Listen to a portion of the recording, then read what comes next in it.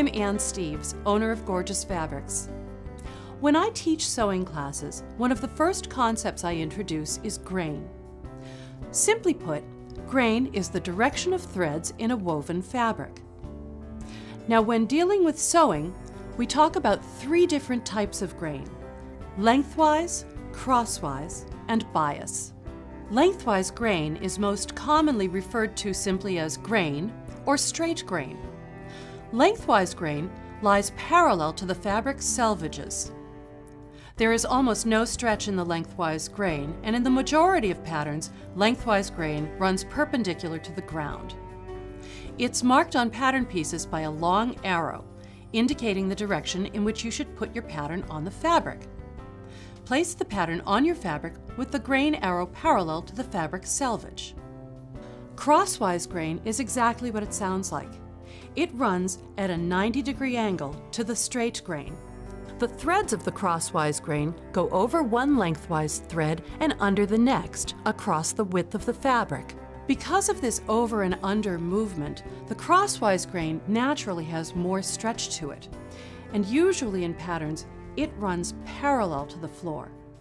Bias grain commonly refers to a grain line that sits at a 45-degree angle to the lengthwise and crosswise grains. It runs diagonal to the selvage. Bias grain has the most stretch, and it drapes over the body beautifully. Learning when and how to use all three grain lines opens up a whole new world of design possibilities. Now, while pattern companies will indicate the grain line that they recommend for your layout, I find these recommendations are more guideline than gospel. Lots of times, I'll just drape a piece of fabric over the mannequin to see how I like it with different grain lines. I'll play around until I find the look that I prefer. Don't be afraid to play, because you'll find the look that's perfect for you. Stripes are the most obvious example for playing with the grain. Now, here are a couple of examples of how to use grain within a garment to get great designer results.